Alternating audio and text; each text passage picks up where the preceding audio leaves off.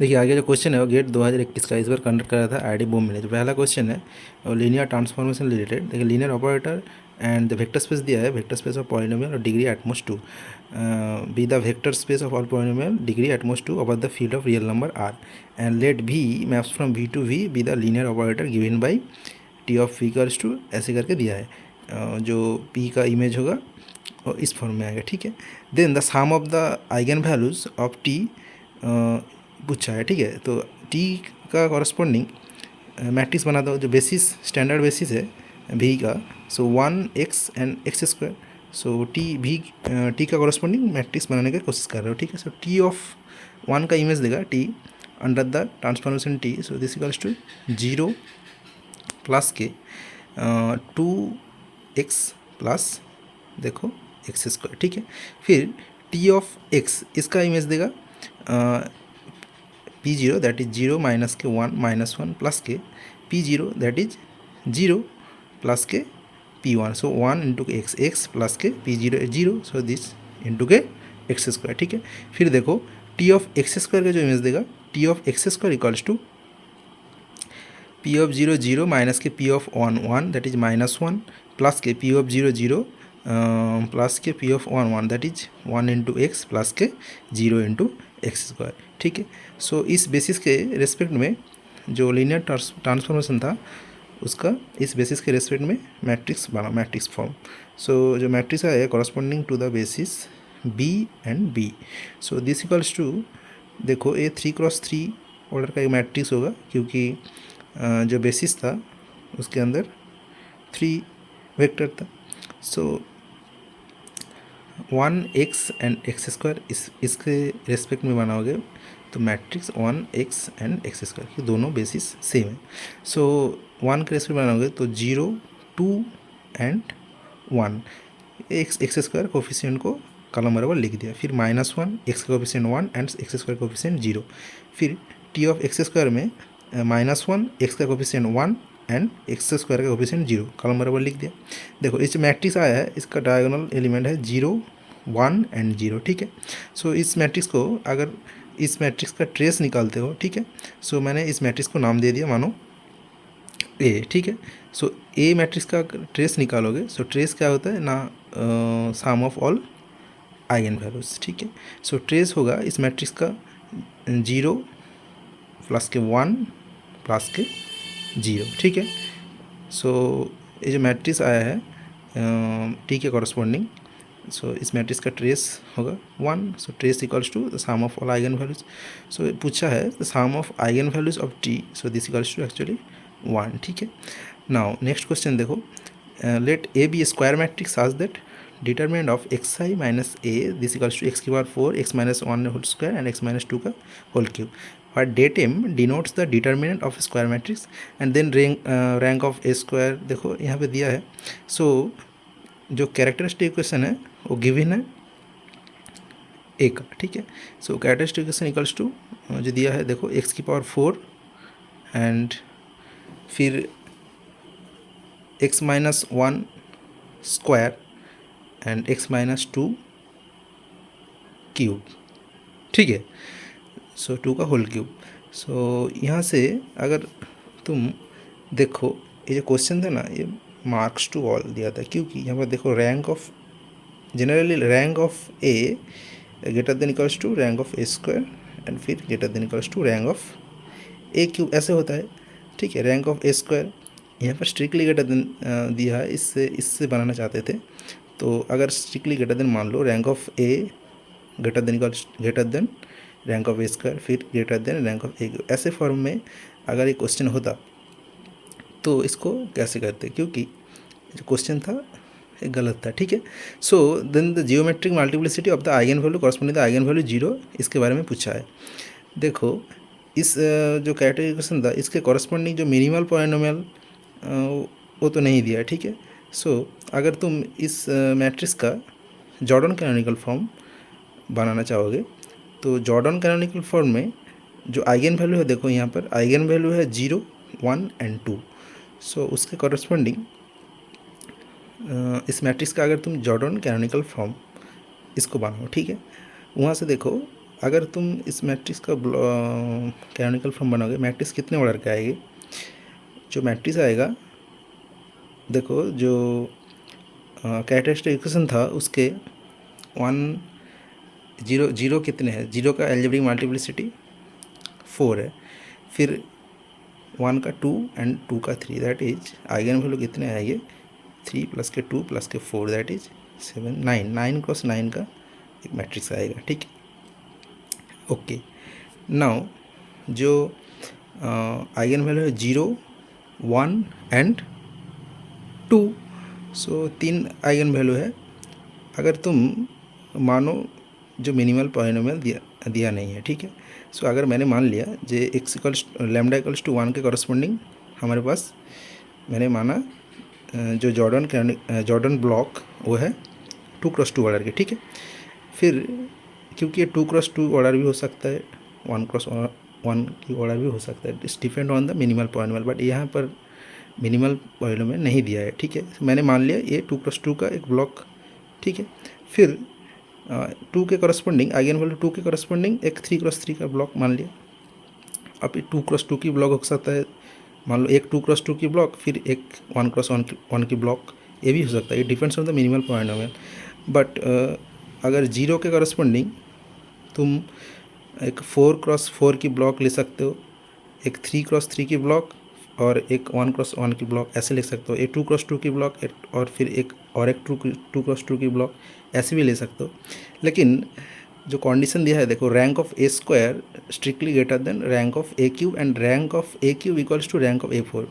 सो इससे चलते हम इसको मान लिया 0 के कॉरस्पॉन्डिंग एक 3 क्रॉस 3 की ब्लॉक है एंड एक 1 क्रॉस 1 की ब्लॉक है। फिर अगर देखोगे आइगन वैल्यू इसको नाम दे दिया मैंने ए, सो ए है 1 जेसी फॉर्म।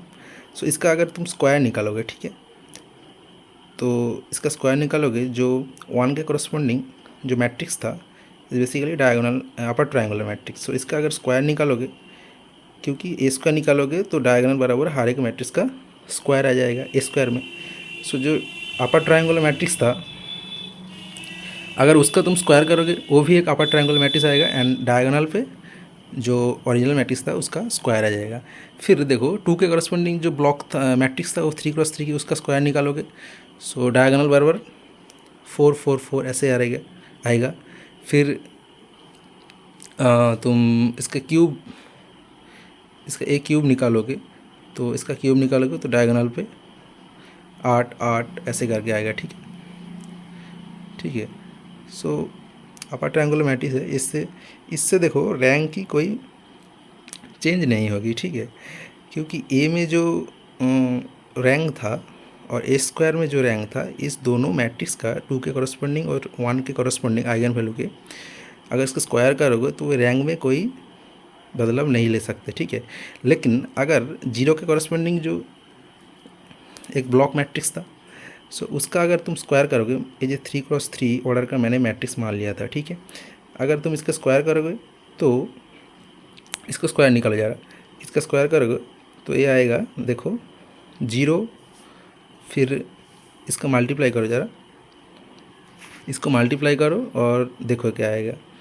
सो 0 1 0 इसका क्रॉस करोगे, फर्स्ट रो 0 फिर 0 फिर 0, ठीक है, एंड 1 एंड सेकेंड रो में देखो 0 0 0 एंड फिर 0 0 0। सो बेसिकली अगर इसका क्यूब निकालोगे तो फिर एक बार इसके साथ मल्टीप्लाई हो जाएगा, सो 0 देगा। बेसिकली ये है नीलपोटेंट मैट्रिक्स ऑफ इंडेक्स 3। सो ये 3 इंडेक्स का नीलपोटेंट मैट्रिक्स है एंड इसका अगर 4th पावर निकालोगे, 1 की पावर 4 मान लो इस मैट्रिक्स का, फिर इसके साथ मल्टीप्लाई कर दो, सो जो रैंक ऑफ ए की पावर 4 वो आएगा, उसमें 0 मैट्रिक्स ही देगा। ये नीलपोटेंट मैट्रिक्स ये जो है इंडेक्स 3 है, मतलब उसका और एक बार तुम उसका पावर इंक्रीज कर दोगे तो 0 मैट्रिक्स ही देगा, ठीक है। So rank of A cube and rank of A की पावर 4 ये जो आएगा, इसमें दोनों का रैंक कितना है, ये ब्लॉक वाला मैट्रिक्स रैंक सेम देगा, ठीक है। सो रैंक ऑफ, मैंने इस मैट्रिक्स को मान लिया, जो जीरो के कॉरस्पॉन्डिंग ब्लॉक मैट्रिक्स था उसको मान लिया बी। सो अगर उसको उसका क्यूब मान लिया बी, तो उसका रैंक कितना होगा? 0। ठीक है।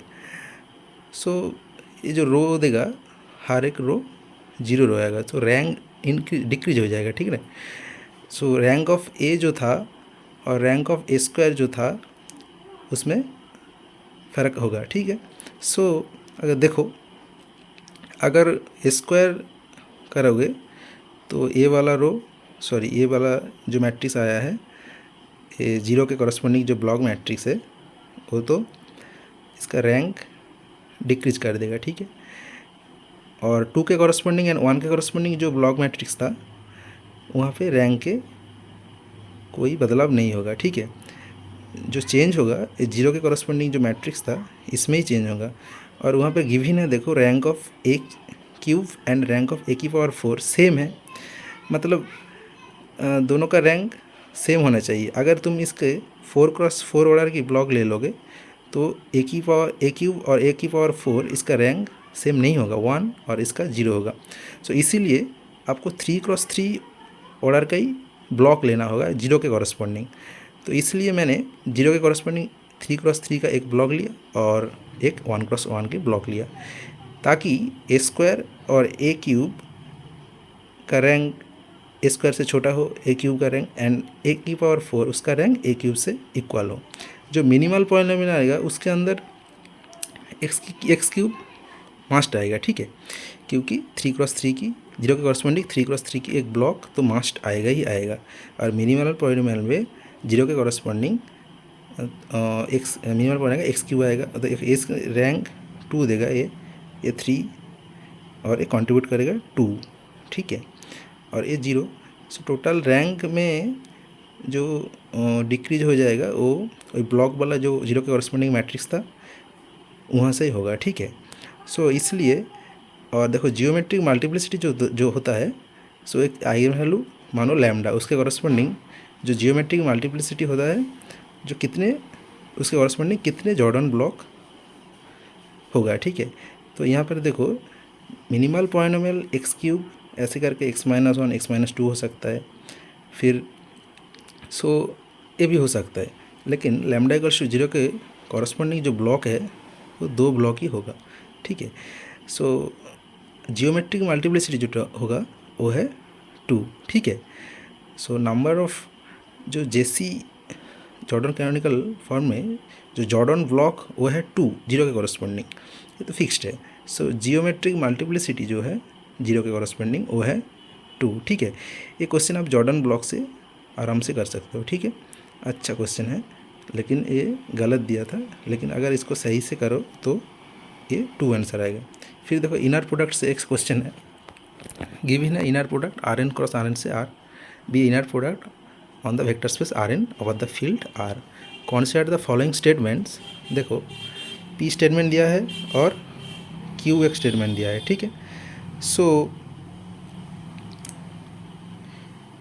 अगर तुम देखो, जो इनर प्रोडक्ट, अगर देखो जो नॉर्म ऑफ U प्लस के norm of V square, so this equals to actually norm of U square plus के norm of V square plus के 2 into inner product of U and V।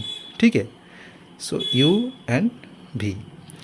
Now देखो, norm of U minus V इसका square निकालोगे, so this equals to actually norm of U square plus के norm of V square plus के minus के 2 inner product of U and V। सो अगर देखो, norm क्या होता है? नॉर्म होता है square root under square root of inner product of U and V। ठीक है।